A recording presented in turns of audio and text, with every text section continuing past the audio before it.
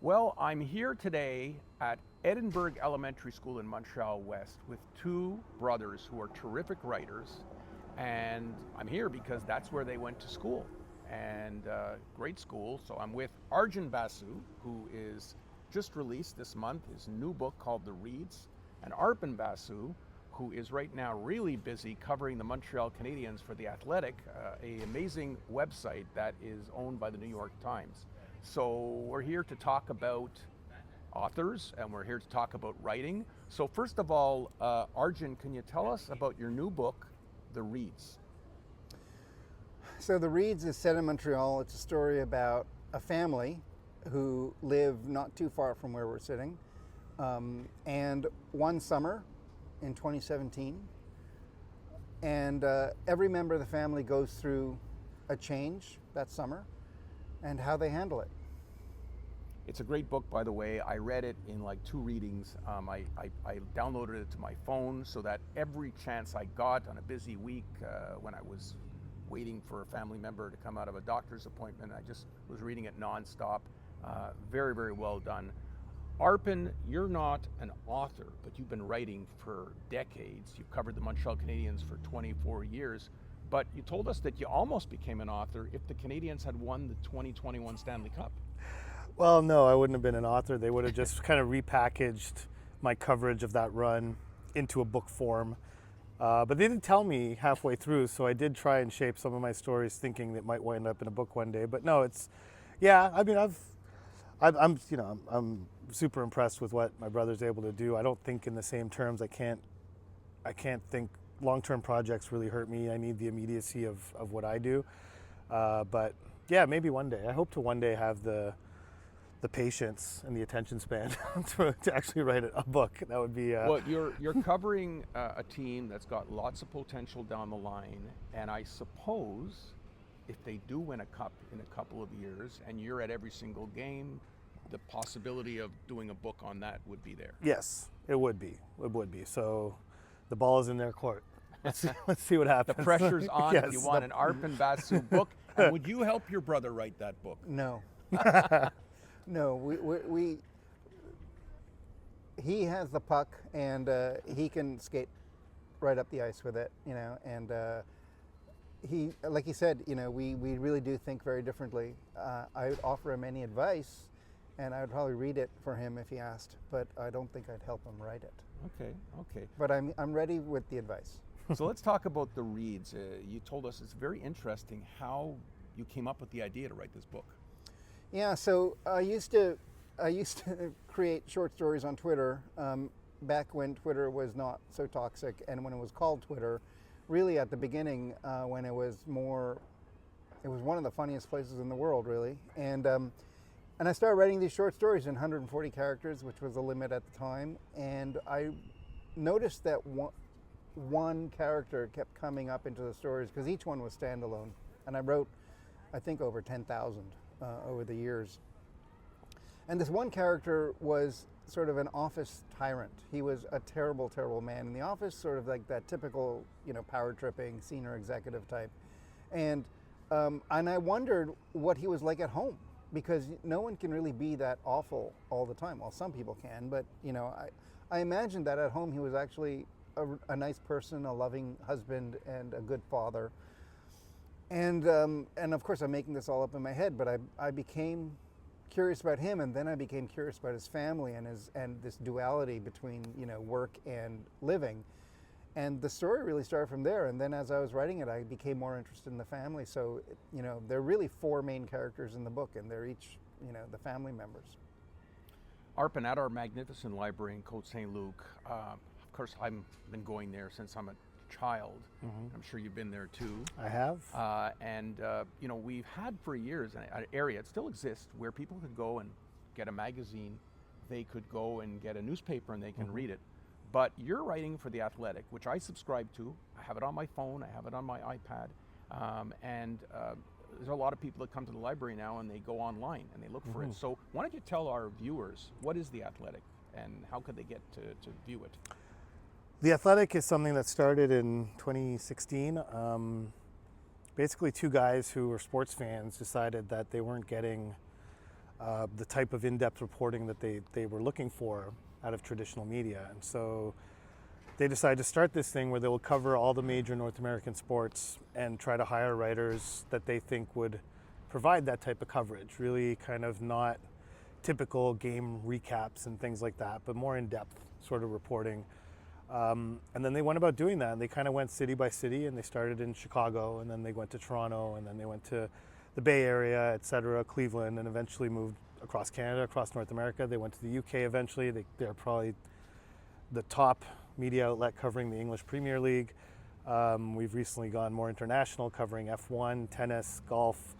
And then eventually they got bought by the New York Times. And so now we are sort of part of the New York Times. So if you subscribe to the New York Times, you can sort of up your subscription to make it a bundle where you can get New York Times cooking and games and Wirecutter, and we are one of those extra things that you can add to your New York Times subscription, or you could just subscribe to The Athletic. And if you're a fan of multiple sports, and I'm probably biased saying this, but there's really no better one-stop shop than us, because if you happen to like the Cleveland Browns and Manchester United and the Montreal Canadiens and the Denver Nuggets, you can get all your information in one feed. You just got to follow those 4 teams and everything appears in your feed, and you can get some of the best reporting on those teams. So it's really, I would say the 2 guys who started the company, they really accomplished what they set out to do. They did, and I've known you a long time, and I've been subscribing to The Athletic since it came out because of you. The articles you write about the Canadians, you can't get that insight anywhere else. How much passion do you have for this job? I have a lot, and it's honestly like during a season, which we're obviously in the middle of, we're starting now. It's a long road. You're at every game almost. You're at almost every practice. It's every day. You get 1 day off a week, and even that day, generally I write because I have a story that comes out every Monday morning, and I always leave it till Sunday night, and that's supposed to be my day off. So there are moments in the season where, and this is going to sound ludicrous to anyone who loves the Canadians, but there are times in the season when it's a game day and you got to go to the game and your kids are home and they're sitting down for dinner and you have to leave, where you're like, you know what, I'd rather be sitting at home having dinner with my family tonight. But then you get out, and all the way along, I take the subway to the Bell Center, and the metro ride, I'm just kind of dreading it. And then I walk in the building and I walk on the press box and they sing the anthems and the puck drops, and I am right back into it. And it just I'm lucky to have that job where on the days where you're not feeling it, the nature of the job itself is so stimulating that, by the end of the game, I'm super pumped. I have all sorts of story ideas running through my mind. I have ideas who I want to talk to, how I want to shape the story. Everything that's the process of going into what I was going to write has already begun. And I have completely forgotten how I felt arriving at the rink that evening, not really ready to work. That's a great explanation. Arjun, you as an author, you've written, it's your 3rd book now? Yeah. So you lead a totally different type of life. You're not on a deadline like your brother. You could take a couple of years to write a book because that's how long it takes. Different way of doing things. Yeah, I've lived under deadlines before as an editor and as a magazine editor, and I have a podcast about magazines now, and there's definitely deadlines there, and a lot of prep. But no, I don't live under the deadlines that he does, and the sort of what I admire. I admire his writing, but I admire the rhythm of it in a way, that he just has to do all these things, and a game happens, and well, a story is going to come out of that. It may not come out that night, but before, when he was writing recaps, he would rush down. He was one of the guys, who rushed down to the dressing room to get the quotes, and then he would file a story, and then he would file a longer one.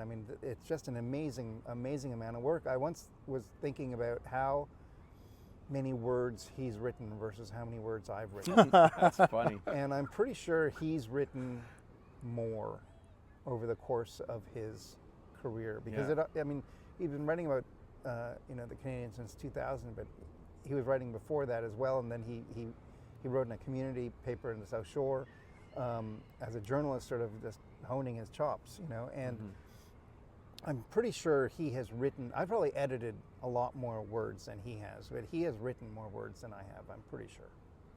One of the things, well, I loved everything about your book. I have to tell you, try to read a book a month for the library for our local authors series, and for the Suburban, and I love it when it's a local, and I look for local authors. And I came across your book over the summer when ECW Press sent me a book, and I started reading the teaser. Yeah. And you've taken this book, and certainly for people living in the West End. I read your blog afterwards, luckily, because I was trying to guess where were these Reed family living, and what was the place where the mother's office was, and what was the Chinese restaurant he went to. And then in your blog, you basically tell us, so you really were inspired by the area of Cote-Saint-Luc, NDG, Montreal West, to base this family. Yeah, well, and it didn't start out that way, you know. I mean, here's the funny thing. My last book, Waiting for the Man, started out as a Montreal novel and then became something that was actually set in New York, and became a road trip across the United States. And the only concession I kept to Montreal is one character who was a Montrealer. This one, I didn't set out to write a Montreal book, and it just happened. You know, I saw the house they lived in, and it was a house that I realized I was very familiar with because it was my friend's house growing up. And, you know, like I said to the kids before, it's a block from the corner of cote-saint-Luc and Cavendish. That's where and the shopping You could say center. it's on Merton. People will know Merton. Is it on on this Merton? audience. It's on Merton. There we go. And That's then- terrific. And it's across the street from the park. And then the shopping center is a very rundown version, a very dystopian version of the cote-saint-Luc shopping center. And the Chinese restaurant is Fei Wong. And, you know, the police station is in the complex, you know, next to the library. And the golf course he mentions is Meadowbrook. That's what I thought. You know, and it's actually kind of true, because you talk about developers wanting to develop and so that it. was based on what was going on. But you just know? so you know, on the record, you know, as a city councillor, Yes. we are not in favor of development at Meadowbrook. So this people is who set read in- this is This is kind said of, in 2017. in 2017. In We were not in 2017, favor of it either, but but still, I there love were- the way you put it in there. They were in flux. Yeah. You know, the bar they get drunk at is on Monkland. So there are not the Robert Burns Tavern. You not could've the put- Robert Burns Tavern, which is the first place I ever got a drink. And it was full of Russian mobsters. Anyway, it's burnt to the Can ground we right say now. that? Yeah, Yes, it's burnt to burnt the ground. I Yes. drove by it today, Right. and It's a miracle that didn't happen That didn't long happen before. earlier. Yeah, Yes. It really Well, is. It burnt down when it was already It was closed down. it was closed down. It was- Ah, okay. What are Exactly. they going to do there? I mean, I guess that's technically That's, Montreal. That is Montreal. You can Yeah. ask Mayor Plante. Yeah, I'm sure she'll have a brilliant, probably make a bicycle shop out of it or something like that. That's probably what will happen there.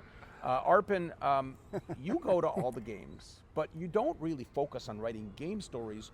You're doing feature stories, right? You're being proactive, not necessarily reactive. Yeah, well, that was a big shift in my work.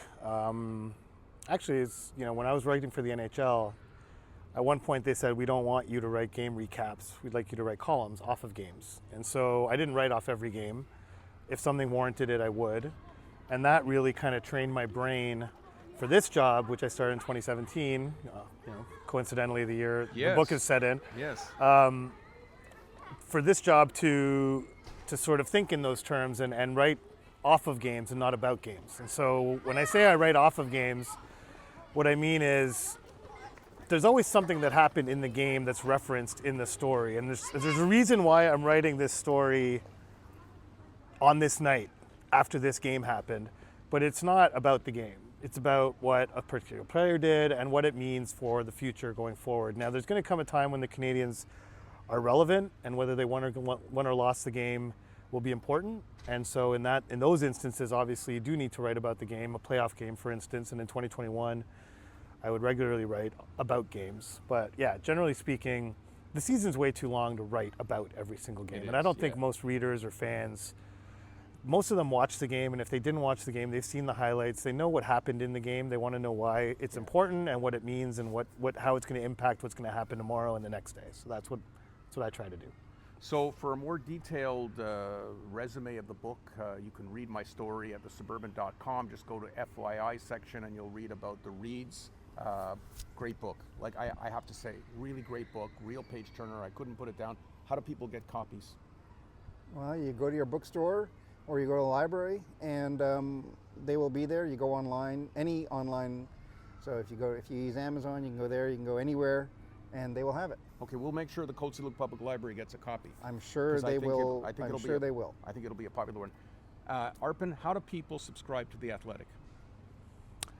Well, you can go to theathletic.com. You can go to the New York Times website. There's always a little athletic box on the main page of the New York Times. And so if you click on that story and you're not subscribed, they'll let you read a few paragraphs and then they'll give you an option to subscribe. And there's always little deals happening. Actually, there's probably one happening right about now, because usually at the start of hockey season, they like to bring people in with a subscription deal. It gives you a year at a pretty low rate. The full rate is somewhere around $75 or $80 a year. So that's how you can do it. So just find an athletic story online somewhere, click on it, and you'll get all the details of how to subscribe. For anyone who's watching this as a sports fan, what I love about The Athletic is that I can read it anywhere. I'm in the car. I'm waiting for someone to come out Not of an read it appointment. driving a car. Not driving. Not driving. No, Don't not do not that. driving. Let That's me a say, bad I'm idea. in the car waiting for idea. someone to come out of a doctor's appointment. Right, I'm sure. parked. I'm in parked. Yes, you should be parked. Yeah. Yes. When I'm in line, a long line at a store, I'll pick it up when I'm taking my wife shopping and she's trying something on. So no, honestly, and I read it when I'm having breakfast, when so it really is fantastic, much easier than a newspaper. So I want to thank both of you for joining me. I want to wish you the best of luck. Thank you to Arjun and Arjun Basu.